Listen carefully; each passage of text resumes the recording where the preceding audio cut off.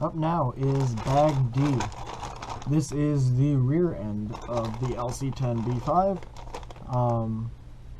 I hope you enjoy this video. Let's get started. Same as the front end, got a carbon fiber tower. Nice and big, nice and light, strong. Should work very well. Wing mounts, pretty simple design. Should do their job well.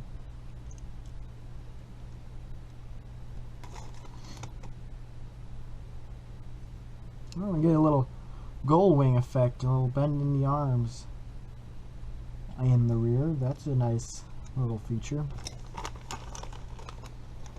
So to get this rear end build started off, we'll do the same thing as we did with the front end and build the rear universal.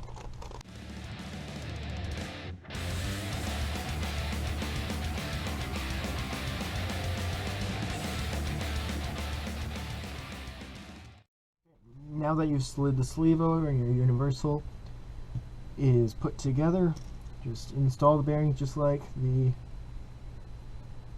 front, and big one on the back, smaller one on the front, just like that. Don't forget a little bit of Loctite on this screw going into the CV drive, the universal. Now you gotta grab your rear diff from bag A, step 1, and again, pay attention to the orientation. Set it right in the diff, make sure everything moves smoothly. Install the front half of the diff case with two 3x10mm screws. Now that that step's done, you can start installing the A-arms. So you'll need your hinge pins, pivot blocks, eccentric bushings, and some miscellaneous hardware.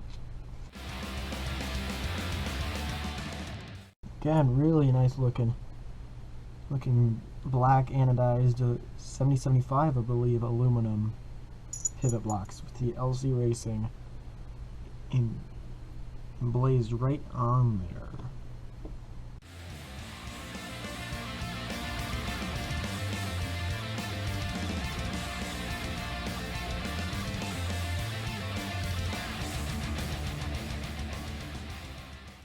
Now we move on to the sway bar. I'll say this again.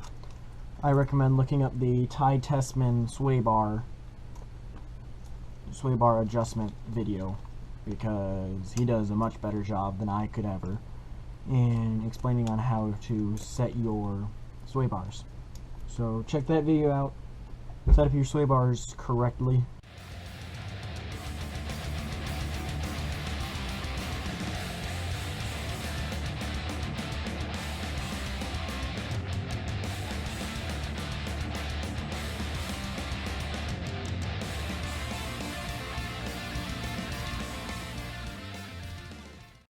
Alright, sway bar installed.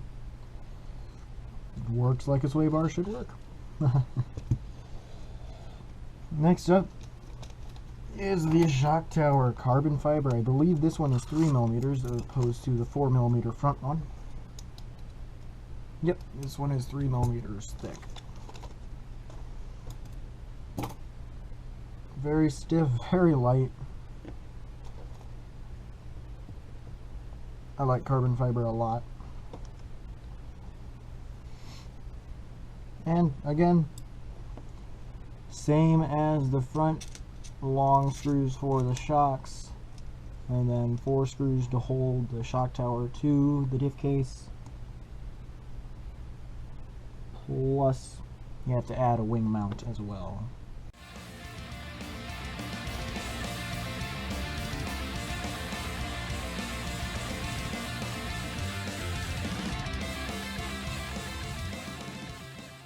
Now that the wing mount's on, we can mount up the shock tower to the diff case in the rest of the rear end using 3x10mm screws.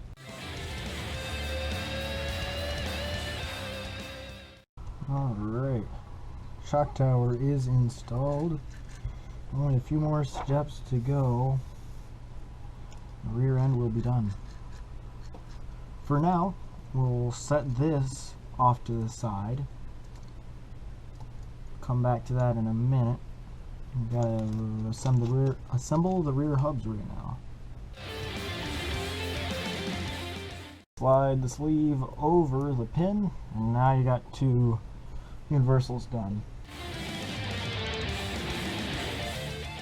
Now the ball studs are installed, you can install bearings and universals, and then install it onto the drive shaft using your hinge pins, set screw, and make sure you have your 3x7x2 washers.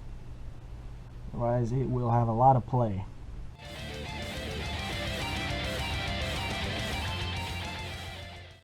Now, the moment we've all been waiting for, install it on the car.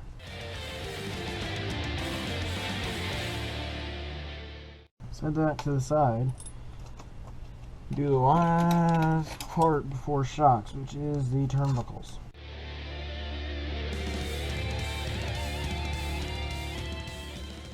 Okay, now that those are roughed in, pop them onto the ball studs here and move on to the shocks.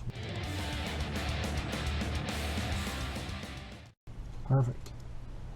Okay, now the very last step in assembling the entire rear end is the shocks.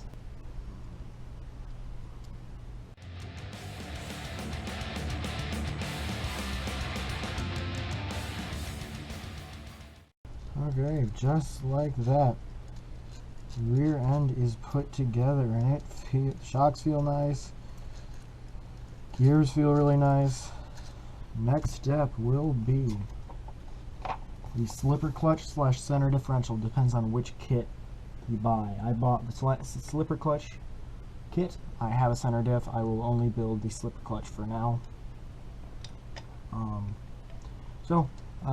Thank you for watching this video. I hope you enjoyed it. If you did, please like and subscribe. Thank you for watching, and don't forget to like, comment, and subscribe.